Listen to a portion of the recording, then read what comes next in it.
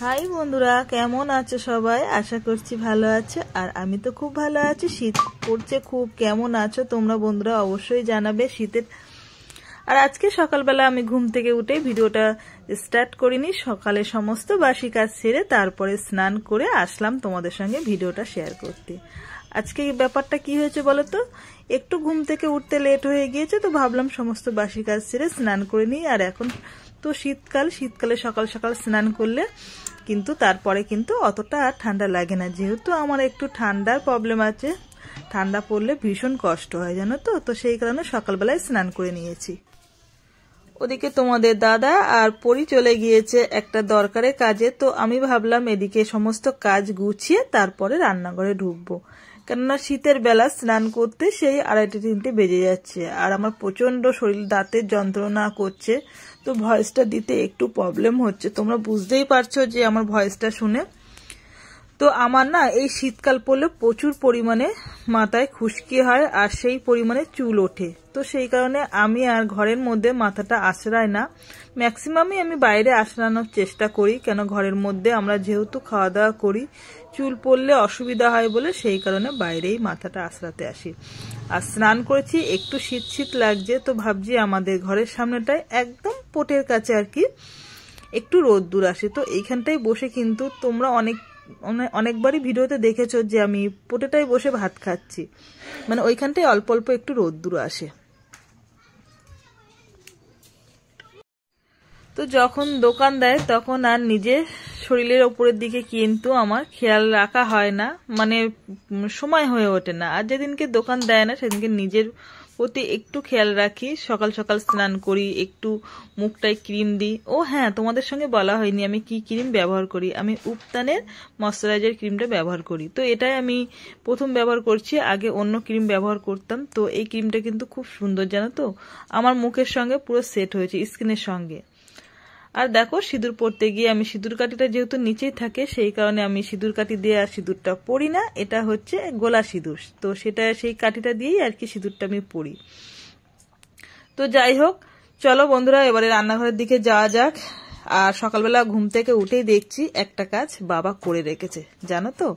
হয়তো বয়স হয়ে যাচ্ছে, তাদেরও একটু অর্ধেক ইচ্ছা থাকে, আর পরিবারের প্রত্যেকটি মানুষের ছোট ছোট এই খুশিটা থেকেই কিন্তু নিজের খুশিটা খুঁজে পায়। সেটা হচ্ছে বাবা যেটা পছন্দ করে খেতে সেটা বাবা কিন্তু সকালবেলা উঠেই কেটে দেওয়ার চেষ্টা করে। আর এই শাকসবজি এখন শীতকালে বাবা তো খেতে খুব ভালোবাসে, তো বাবার মতন করে বাবা কেটে দিয়েছে।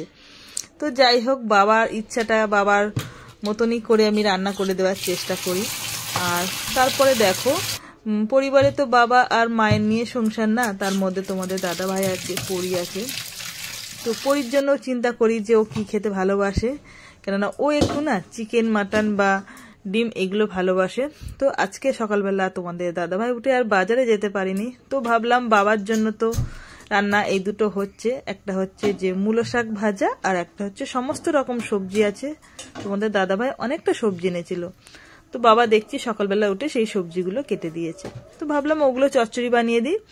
তারপরে রান্না করছি আর ভাবছি যে আর একটা কি তরকারি করা যায়। কালকে যেহেতু মাংস হয়েছে, মাংস খাওয়া পরের দিনকে কিন্তু মানে হালকা পাতলা খেলে ভালো লাগে, তো সেটাই ভাবছি। আর দেখছি যে ঘরেতে ডিম আছে, তো ভাবলাম তাহলে ডিমের একটা যা হোক বানাবো। আর ডিমের কারি কিন্তু পরি খেতে খুব পছন্দ করে। তো এই প্রতিটা মানুষের ছোট ছোট খুশিটাকেই কিন্তু আমি নিজের খুশিটাকে খুঁজে পাই জানো তো, মানে ওদের মুখে হাসি থাকলে যেন আমার খুব ভালো লাগে যে আমার রান্না খেয়ে প্রত্যেকেই ভালো বলবে। আর হ্যাঁ, একটা দিদিভাই কমেন্ট করেছো করার বিষয়, তো একটু বলি, এই শীতকাল পড়েছে, আমার হাতের খুব প্রবলেম, আমি কড়াটা ভালো করে মাজতে পারি না, তো সেই কারণে কড়াটা একটু কালো রয়েছে। তো রান্নাবান্না পুরো কমপ্লিট। আর এখন কেউ স্নান করছে না, না পরি করছে না পরির পাপা করছে, কেননা আজকে তো দোকান দেয়নি, কাজ নেই বলে তারাও নেই। আর এদিকে দেখো এক কারি সবজি নিয়ে এসছে, এদিকে মূলো শাক আর এই হচ্ছে পালং শাক, মানে যতটা যা পেয়েছে নিয়ে এসছে। আমি কদিন ধরে বলছি যে সবজি বেশি করে এনে রাখো, এখন শীতকাল, তো সেই কারণে রাগ করে এক কারি সবজি নিয়ে এসছে। রান্না হবে কিনা জানি না, প্রচণ্ড ঠান্ডা পড়েছে, ঠান্ডার জন্যই না মানে কোনো কিছু করতে ইচ্ছা করছে না, যাওয়া না। আজকে ব্যবসা বন্ধ বলে দেখো একদম ঘর বাড়ি পুরো পরিষ্কার রয়েছে, মাল তুলে রেখেছে। ব্যবসার, কিন্তু আর আমি খেতে পারছি না, আমার দাঁতে ব্যথা বলে আজকে সকালবেলা খাইও নি, শুধু চা খেয়েছি আর বিস্কুট খেয়েছি। এখন কিন্তু 1টা বাজে, জানো তো, মানে দাঁতের গোড়া ফুলেছে, ঠান্ডার চোটে হয়তো হয়েছে কি জানি না। ঠিক আছে, ঠিক হয়েছে বাবা, আমি মরে যাচ্ছে বলছে পরি ঠিক হয়েছে। ঠিক হয়েছে। বাচ্চাদের মতো লেবু খাচ্ছে কেন? খিদে পেয়েছে, কি করবো, খেতে পাচ্ছি না বাবা, এদিকে হাওয়া আসছে আবার। যা যা শিখেছে স্নান করে নে। অবশেষে বলে বলে মেয়ে আর বাবা স্নান করলো, আর এদিকে কিন্তু আমি ভাত বাড়তে চলে এসেছি। আর কি বলতো, আমি এই যে পাতাই করে ভাত খাই, হয়তো কেউ কমেন্ট করতে পারো, তো তার আগে আমি রিপ্লাইটা দিয়ে দিচ্ছি। মানে আমার যদি কোথাও যাওয়ার কথা থাকে তো সেদিনকে আমি আর থালা ব্যবহার করি না, যেহেতু আমার তো আর কাজের লোক নেই, আমার নিজেরই বাসন মাজতে হয়। তো সেই কারণে যতটুকু বাঁচানো যায় তো সেটুকু আমি বাঁচানোর চেষ্টা করি। বাসন তো অবশ্যই সংসার করতে গেলে পড়বে, 3 জনের 3টে থালা তো বেঁচে গেল। তো সেই কারণে তোমাদের দাদাভাইকে নিয়ে একটু বেরোবো, তো সেই জন্য তাড়াহুড়ো করছি।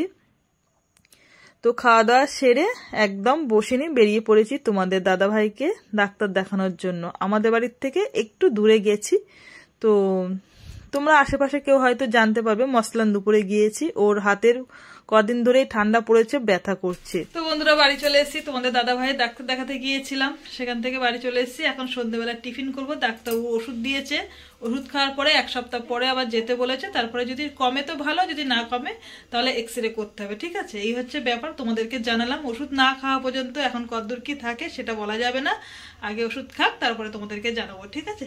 তো চলো এখন চলে এসেছি সন্ধ্যেবেলা টিফিন খেতে। খাওয়া ছাড়া তো আমাদের বাঙালি কিছু নেই, তাই না? তো এখন ডিম টোস্ট করা হবে।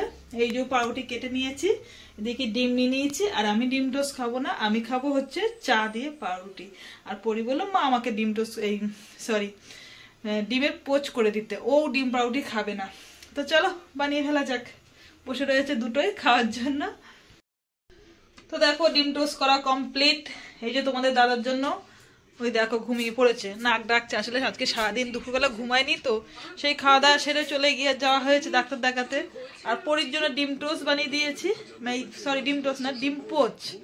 আর তোমাদের দাদার জন্য এই যে ডিম টোস্ট। পাপার ডাক, পাপার ডাক।